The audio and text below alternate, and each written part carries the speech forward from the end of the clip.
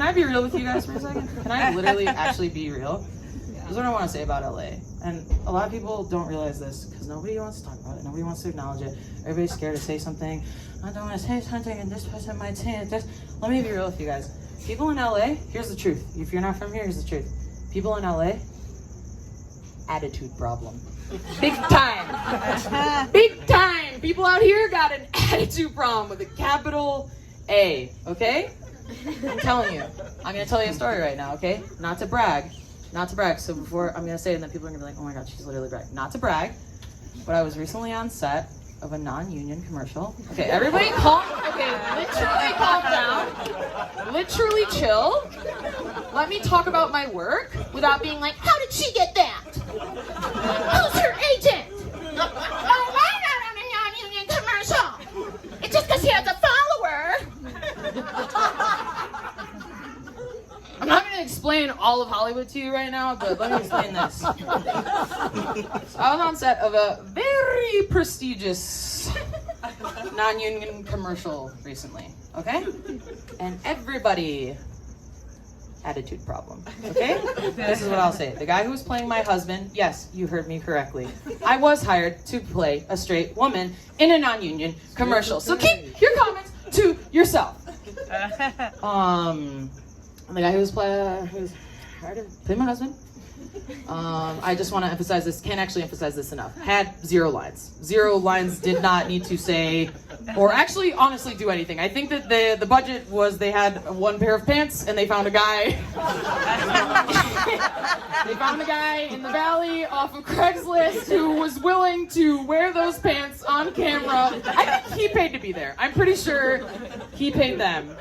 I think that's how it works, right? You guys all pay your agents $500 a month? Flat fee? Right? That's how it works out here? Okay, good to know. I can trust you guys. That's what I'm saying. You can't trust people enough. I can trust you guys. You guys would tell me if that's not normal, right? That was a test and you guys are all freaking liars. Pay my agent $1,000 a month. Flat. So, anyway, on set, non-union commercial. Yeah, I'll say it again. I'll say it as many times as I want to. If I had a Tesla, I'd have it clipped right out here. And I'll brag about this till the day I die. Biggest, best thing ever happened to me. Just kidding. But I'm on set, and this guy, again, can't emphasize this enough, no lines. And turns to the director, we're finally about to start, and he's like, hey, before we start, I just want to know, what's my motivation? And I just remember looking at him and being like, your motivation is we're all being paid $300 for an 18-hour workday, so shut the fuck up. Okay, that's your motivation. That should motivate you, shouldn't it? I feel like you guys aren't really getting it. I feel like you're not really getting like what this town's all about. I don't want anyone to leave this show and be like, what's this town all about? I want you to know what this town's all about. So let me go ahead and explain it to you. How do you know when you made it here, right? How do you know you made it? I made it, baby! That's me on Facebook. That's what everybody's on, right? Facebook? I have almost 54 followers. It's fucking crazy. But how do you know when you made it, right? Like, again, a little peek behind the curtain. A lot of times, like, when you're doing comedy, you don't actually get paid. I don't know if you guys knew that or not, but a lot of times you don't actually get paid. So it's hard to tell that way. But I think I figured it out recently. I was on a show. I got booked on a stand-up show, and I was really, really excited about it because there was all these comedians on it who I like really love. They're like seeing them on TV and all this shit, and I'm like, hell yeah, dude! Like this is it. Like I'm gonna friggin', you know what I mean? I'm like, sorry, Danny, I don't know why I just did that. Like didn't even make a sound. So I got booked on the show. I show up, and the producer was like really nice. She was like, hey, like just so you know. If you're hungry, like we have some like appetizers and stuff for the comedians, so help yourself. And I was like, oh, this is so sweet. Like I'm being spoiled right now. But I was too nervous to eat before my set. So then I did my set and I came off the stage and I was so hungry, so I made a beeline like right for the table with food, right? Like I'm like, fuck yes, finally. So I go over to the table and that's the moment that I knew that I made it. I go to the table every food item you could ever want in your entire life was on this table. Literally. Baked potato skin, quesadilla, wings, sausage, burger, all this. I like meat. Like, you know, like every kind of food in the world. And I was like, what the fuck? Am I a celebrity? Like, am I literally a celebrity? Like, this is insane. And so I just went crazy, dog. Like, I went ham on this table. I ate everything.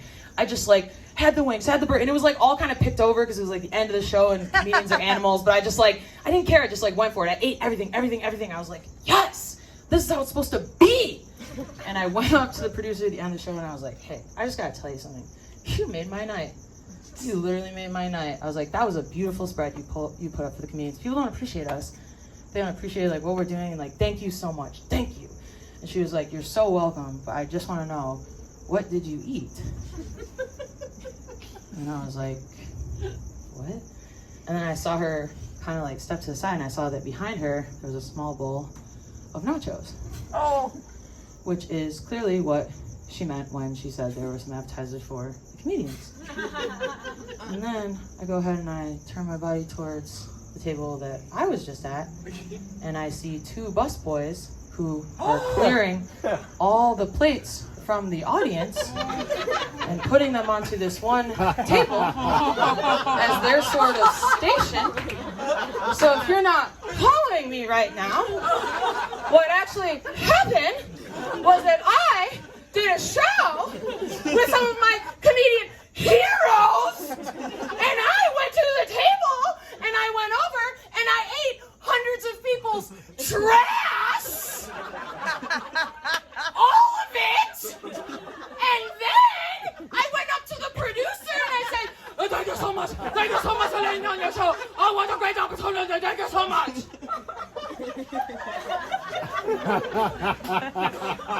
And that is Hollywood, baby. Okay?